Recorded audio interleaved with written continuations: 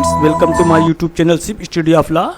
Friends, I don't waste your time because time must last, never returns.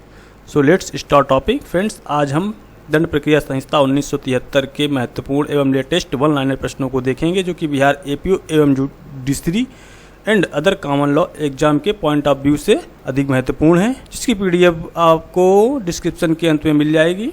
तो friends, देखते हैं question number 12। उच्चतम न्यायालय ने किस बाद में यह निर्धारित किया है कि दंड प्रक्रिया संहिता की धारा 125 सभी लोगों पर समान रूप से लागू होती है, चाहे वे किसी भी धर्म के हों। तो मोहम्मद अहमद खान बनाम साहबानो बेगम के मामले में न्यायालय ने निर्धारित किया है कि धारा 125 भरण पोषण के मामलों में सभी पर लागू होती है, चाहे वो किसी भी धर्म के हों। नेक्स्ट क्वेश्चन है आपका कि दंड प्रक्रिया संहिता में फरार व्यक्तियों के लिए उद्घोषणा और संपत्ति की कुर्की की प्रक्रिया दी गई है। तो कुर्की के बारे में प्रावधान दंड प्रक्रिया संहिता 1973 की धारा 82 से 86 तक में प्रावधान दिया गया है। नेक्स्ट क्वेश्चन है आपका 14 कि दंड प्रक्रिया संहिता की धारा 145 का क्या उद्देश्य है। तो दंड प्रक्रिया संहिता की धारा 145 का उद्देश्य परेशानी भंग होने से रोकने के लिए किया जाता है। नेक्स्ट क्वेश्चन है आपका 15 अभ्यासिक अपराधियों से सदाचार के लिए प्रतिभूति दंड प्रक्रिया संहिता के निम्नलिखित में से किस धारा के अंतर्गत कार्यपालक मजिस्ट्रेट द्वारा ली जाती है। तो धारा 110 के अंतर्गत अभ्यासिक अपराधियों से सदाचार के लिए प्रतिभूति ली जाती है। फ्रेंड्स, चैप्टर 8 बहुत इंपॉर्टेंट है, जिसमें कि धारा 106 में दो सिद्धि पर शांति कायम रखने के लिए प्रतिभूति, 107 में अन्य दशाओं के मामले में शांति कायम रखने के लिए प्रतिभूति और 108 में राजद्रोहात्मक बातों को फैलाने के लिए प्रतिभूति एवं 109 में संदिग्ध व्यक्तियों से प्रतिभूति, 110 में अभ्यासिक अपराधियों से प्रतिभूति के बारे में प्रावधान किया गया है। तो 106 से लेकर 110 तक की धाराएं बहुत इंपॉर्टेंट हैं। नेक्स्ट क्वेश्चन देखते हैं 16। समन मामलों के विचारण की प्रक्रिया दंड प्रक्रिया संहिता की किन धाराओं में दी गई है। तो समन मामलों के विचारण की प्रक्रिया धारा 251 से 259 तक में प्रावधानित है। समन मामलों के संबंध में अध्याय 20 में प्रावधान किया गया है। नेक्स्ट क्वेश्चन है आपका 17। सेशन न्यायालय के समझ विचारण का प्रावधान दंड प्रक्रिया संहिता की किन धाराओं में किया गया है। धारा 225 से लेकर 237 तक में सेशन न्यायालय के समक्ष विचारण का प्रावधान किया गया है। फ्रेंड्स, अध्याय 18 225 से 237 तक में सेशन न्यायालय के समक्ष विचारण और अध्याय 19 में 238 से 250 तक वारंट मामलों के विचारण के बारे में प्रावधान और अध्याय 20 में 251 से 259 तक में समन मामलों के बारे में प्रावधान और अध्याय 21 में 260 से 265 तक में संक्षिप्त विचारण के बारे में प्रावधान दिया गया है। प्री के पॉइंट ऑफ व्यू से आपको सिर्फ ये अध्याय और धाराएं याद रखनी है। नेक्स्ट क्वेश्चन है आपका 18 है कि वारंट मामलों का विचारण का प्रावधान दंड प्रक्रिया संहिता में किन धाराओं में किया गया है। तो 238 से 250 तक में वारंट मामलों के बारे में प्रावधान अध्याय 19 में दिया गया है। नेक्स्ट है आपका क्वेश्चन 19। संक्षिप्त विचारण का प्रावधान दंड प्रक्रिया संहिता की किन धाराओं में किया गया है। 260 से 265 तक में। नेक्स्ट क्वेश्चन आपका 20 है कि दंड प्रक्रिया संहिता की किस धारा के अंतर्गत सहायक लोक अभियोजकों की नियुक्ति की जाती है। तो धारा 25 के अंतर्गत सहायक लोक अभियोजकों की नियुक्ति की जाती है। नेक्स्ट क्वेश्चन 21 है दंड प्रक्रिया संहिता की किस धारा के अंतर्गत वे अनियमितताएं जो कि प्रक्रिया को दूषित नहीं करती हैं बताई गई हैं। तो धारा 460 में बताई गई हैं वे अनियमितताएं जो कि प्रक्रिया को दूषित नहीं करती हैं और 461 में वे अनियमितताओं को बताया गया है जो कि प्रक्रिया को दूषित करती हैं। नेक्स्ट क्वेश्चन आपका 22 है हाल ही के किस प्रकरण में सर्वोच्च न्यायालय ने तेजाब के हमले में घायल व्यक्ति के चिकित्सीय इलाज के लिए दिशा निर्देश जारी किए हैं। तो लक्ष्मी बनाम भारत संघ के मामले में दिशा निर्देश जारी किए गए हैं। नेक्स्ट क्वेश्चन आपका 23 है कि दंड प्रक्रिया संहिता का विषय भारत के संविधान की किस अनुसूची के अंतर्गत आता है। तो दंड प्रक्रिया संहिता का विषय भारतीय संविधान की समवर्ती सूची के अंतर्गत आता है। समवर्ती सूची से तात्पर्य यह है कि केंद्र सरकार और राज्य सरकार दोनों इसमें संशोधन कर सकती हैं। नेक्स्ट क्वेश्चन आपका 24 है कि दंड प्रक्रिया संहिता की धारा 2D में परिभाषित परिवाद कैसे अपराध से संबंधित है। तो संज्ञेय तथा असंज्ञेय दोनों अपराधों से संबंधित है 2D में। नेक्स्ट क्वेश्चन 25 है दंड प्रक्रिया संहिता की किस धारा में कहा गया है कि गिरफ्तार व्यक्ति को गिरफ्तारी के बाद 24 घंटे के अंदर मजिस्ट्रेट के समक्ष प्रस्तुत करना आवश्यक है। तो धारा 57 में प्रावधान किया गया है कि जिस व्यक्ति को गिरफ्तार किया गया है उसको 24 घंटे के अंदर मजिस्ट्रेट के समक्ष प्रस्तुत किया जाएगा। नेक्स्ट क्वेश्चन 26 है दंड प्रक्रिया संहिता की किस धारा के अंतर्गत भरण पोषण के लिए दिए जाने वाले मासिक भत्ते या अंतरिम मासिक भत्ते में बदलाव किया जा सकता है। तो धारा 127 में परिवर्तन किया जा सकता है भत्ते में मासिक भत्तों के लिए। फ्रेंड्स, ये चैप्टर बहुत इंपॉर्टेंट है। चैप्टर नंबर आपका ये इसमें 9 में बताया गया है। 125 से लेकर 128 तक में 125 में पत्नी संतान माता पिता के भरण पोषण के आदेश के बारे में बताया गया है। 126 में प्रक्रिया दी गई है और 127 में भत्ते में परिवर्तन के बारे में बताया गया है और धारा 128 में भरण पोषण के लिए आदेश के प्रवर्तन के बारे में प्रावधान किया गया है।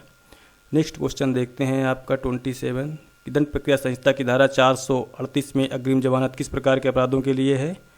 तो गैर जमानती अपराधों के लिए 438 में प्रावधान किया गया है। नेक्स्ट क्वेश्चन 28 है दंड प्रक्रिया संहिता की धारा 98 के अंतर्गत एक अपहृत बालिका को उसके विधिपूर्ण फरसादक को वापस कर दिए जाने हेतु शपथ पर परिवाद किससे प्रस्तुत किया जा सकता है? तो जिला मजिस्ट्रेट, उपखंड मजिस्ट्रेट, प्रथम श्रेणी मजिस्ट्रेट के समक्ष परिवाद प्रस्तुत किए जा सकते हैं। नेक्स्ट क्वेश्चन 29 है जमानती अपराध में जमानत एक अधिकार के रूप में दी जाती है, पुलिस अधिकारी व न्यायालय दोनों के द्वारा दी जाती है। नेक्स्ट क्वेश्चन 30 है दंड प्रक्रिया संहिता की धारा 164 के अंतर्गत साक्ष्यों के अभिलिखित कथन होते हैं संपोषक साक्ष्य के रूप में। नेक्स्ट क्वेश्चन 31 है दंड प्रक्रिया संहिता की धारा 125 के अंतर्गत किसी पत्नी को अपने पति से भरण पोषण प्राप्त करने का अधिकार नहीं होगा। यदि पत्नी क्रम का अपराध करती है तो भरण पोषण 125 के अंतर्गत मांग नहीं सकती है। नेक्स्ट क्वेश्चन 32 है दंड प्रक्रिया संहिता की धारा 183 कहाँ लागू होती है? यात्रा तथा जल यात्रा में लागू होती है, जो कि भारत तथा खुले समुद्र दोनों यात्राओं में लागू होती है। दंड प्रक्रिया संहिता की किस धारा के अंतर्गत दोष सिद्धि पर प्रशांति कायम रखने का के लिए प्रत्याभूति का उपबंध किया गया है? तो धारा 106 के अंतर्गत दोष सिद्धि के मामले में प्रशांति बनाए रखने के लिए उपबंध किया गया है, जो कि प्रथम श्रेणी मजिस्ट्रेट एवं सेशन न्यायालय के द्वारा 3 वर्ष तक के लिए प्रतिभूति ली जा सकेगी। नेक्स्ट क्वेश्चन 34 है दंड प्रक्रिया संहिता की धारा 41 के अधीन पुलिस को एक व्यक्ति को गिरफ्तार करने की शक्ति है। कोई भी पुलिस अधिकारी युक्त शंका वाले मामलों तक व्यक्ति को गिरफ्तार कर सकता है। नेक्स्ट क्वेश्चन 35 है आपराधिक विचारणा में कौन साक्ष्य लिखता है? धारा 275 के अंतर्गत मजिस्ट्रेट आपराधिक मामलों में साक्ष्य को लिखते हैं। दंड प्रक्रिया संहिता की कौन सी धारा लागू होती है? जब पुलिस थाने के भरसाधक अधिकारी को ये सूचना मिलती है कि किसी व्यक्ति ने आत्महत्या कर ली है तो ये तुरंत कार्यपालक मजिस्ट्रेट के समक्ष रिपोर्ट प्रस्तुत करेंगे। तो धारा 174 में प्रावधान किया गया है कि कोई भी व्यक्ति आत्महत्या कर लेता है तो पुलिस थाने के भरसाधक अधिकारी को ये सूचना मिलती है तो किसी व्यक्ति ने आत्महत्या कर ली है तो तुरंत कार्यपालक मजिस्ट्रेट को सूचित करेंगे, धारा 174 के अंतर्गत। नेक्स्ट क्वेश्चन आपका 37 है कि दंड प्रक्रिया संहिता के अंतर्गत सौदा विभाग के लिए कौन आवेदन कर सकता है? तो धारा 265 के अंतर्गत सौदा विभाग के लिए अभियुक्त के द्वारा आवेदन किया जा सकता है। नेक्स्ट क्वेश्चन है कि दंड प्रक्रिया संहिता की धारा 27 के अंतर्गत किशोर की उम्र है। धारा 27 के अंतर्गत किशोर अवस्था की उम्र को 16 वर्ष तक बताया गया है।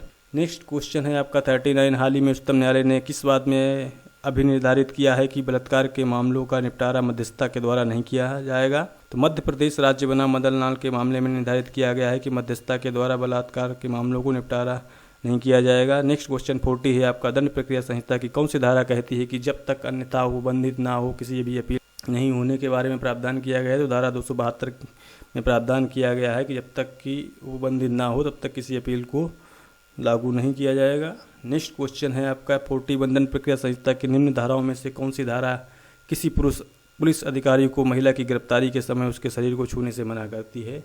तो दंड प्रक्रिया संहिता 1973 की धारा 46 की उपधारा 1 के परंतु डी में प्रावधान किया गया है कि कोई भी पुलिस अधिकारी जो कि पुरुष है महिला की गिरफ्तारी करते समय उसके शरीर को नहीं छुएगा। नेक्स्ट क्वेश्चन आपका 42 है दंड प्रक्रिया संहिता के निम्न किस धारा में उच्च न्यायालय के समक्ष किसी मुकदमे में विचारणा किया जा सकता है? तो धारा 474 के अंतर्गत उच्च न्यायालय के समक्ष विचारणा के बारे में प्रावधान किया गया है। सामान्यतः उच्च न्यायालय को अपीलीय न्यायालय कहा जाता है, परंतु सीआरपीसी की धारा 474 के अंतर्गत मुकदमे की विचारणा के बारे में प्रावधान किया गया है, जो कि उच्च न्यायालय के समक्ष विचारणा के बारे में प्रावधान किया गया है। नेक्स्ट क्वेश्चन है आपका 43 दंड प्रक्रिया संहिता की किस धारा के अंतर्गत अन्वेषण अधिकारी के लिए केस डायरी बनाना अनिवार्य है? तो धारा 172 के अंतर्गत इन्वेस्टिगेशन ऑफिसर के द्वारा केस डायरी बनाना अनिवार्य है।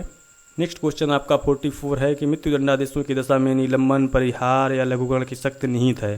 तो निलंबन, परिहार, लघुकरण की शक्ति राज्य सरकार और केंद्र सरकार में निहित है। राज्य सरकार और केंद्र सरकार समुचित सरकार के अंतर्गत आते हैं। समुचित सरकार को आईपीसी की धारा 55A में परिभाषित किया गया है और सीआरपीसी की धारा 432 से लेकर 435 तक के बारे में बताया गया है कि निलंबन, परिहार और लघुकरण की शक्तियों के बारे में प्रावधान दिए गए हैं।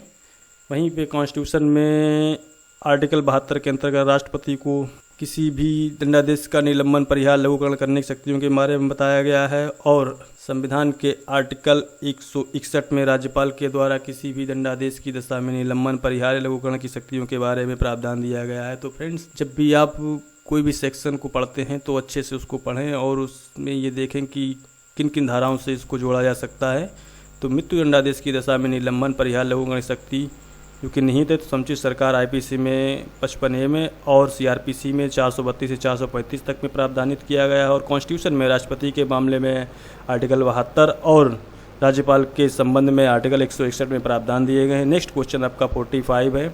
वस्तुतः जमानत एक नियम है तथा निरोध यानी जेल एक उसका अपवाद है। किसी भी व्यक्ति को मन में ये संदेह नहीं रखना चाहिए कि जमानत पर छोड़ दिया जाएगा, किंतु अजमानती अपराध की दशा में अभियुक्त को जमानत पर नहीं छोड़ा जाएगा। अजमानती अपराध की दशा में अभियुक्त को जमानत पर नहीं छोड़ा जाएगा। मोतीराम बनाम मध्य प्रदेश के मामले में निर्धारित किया गया है। नेक्स्ट क्वेश्चन आपका 46 है कि उच्च न्यायालय अपने अधीनस्थ न्यायालयों के समक्ष लंबित मामलों में किसी भी प्रक्रम में अंतर्निहित शक्तियों का प्रयोग नहीं करेंगे। पी विजय रेड्डी बनाम राज्य के मामले में निर्धारित किया गया है। नेक्स्ट क्वेश्चन 47 है। दंड प्रक्रिया संहिता की धारा 144 के अंतर्गत दिए गए आदेश पर यदि मूल अधिकारों का उल्लंघन होता है तो याचिका दायर की जा सकती है। सीलम रमेश बनाम एमपी राज्य के मामले में निर्धारित किया गया है। नेक्स्ट क्वेश्चन आपका 48 है। दंड प्रक्रिया संहिता की धारा 482 के अंतर्गत उच्च न्यायालयों को क्षेत्राधिकार का प्रयोग करने की शक्ति का दिशा निर्देश माननीय उच्चतम न्यायालय ने दिए हैं। हरियाणा राज्य बनाम भजनलाल 1952 के मामले में। नेक्स्ट क्वेश्चन 49 है। दंड प्रक्रिया संहिता के अध्याय 8 पर शांति कायम रखने के लिए सदाचार के लिए प्रतिभूति के उपबंध लोक हित में होने के कारण भारतीय संविधान के अनुच्छेद 19 के प्रतिकूल नहीं है। मधुलिमय बनाम एसडी मुंगेर 1971 के मामले में निर्धारित किया गया है। नेक्स्ट क्वेश्चन 50 है आपका। संचित विचारणा केवल उन्हीं अपराधों को किया जा सकता है जो कि धारा 260 दंड प्रक्रिया संहिता की सूची में आते हैं। कोई भी मजिस्ट्रेट ऐसे किन्हीं भी अपराधों का संचित विचारणा नहीं कर सकते हैं जो कि सूची में नहीं आते हैं। बलवंत सिंह बनाम एम्परर 1993 के मामले में निर्धारित किया गया है। तो फ्रेंड्स, उम्मीद करता हूं कि आज के टॉपिक में आपने सीआरपीसी के महत्वपूर्ण प्रश्नों को समझा। यदि समझ में नहीं आया है तो वीडियो को दोबारा देखें और प्रश्नों को अच्छे से समझें, क्योंकि सीआरपीसी के महत्वपूर्ण प्रश्न हैं जो कि परीक्षाओं में पूछे ही जाते हैं। तो इन्हें अच्छे से तैयार कर लें और वीडियो को लाइक और शेयर करना ना भूलें। यदि चैनल पर नए हैं तो चैनल को सब्सक्राइब कर लें, बेल आइकन को प्रेस कर लें, जिससे कि आपको अगली वीडियोज़ का नोटिफिकेशन प्राप्त होता रहे। तो फ्रेंड्स, देखते रहिए अपने favourite YouTube channel Shiv studio of law को और जानते रहिए अपने देश के कानून को। तो मिलते हैं आपसे अगले टॉपिक में इंपॉर्टेंट फैक्ट्स के साथ। तब तक के लिए bye bye and take care. जय हिंद, जय भारत।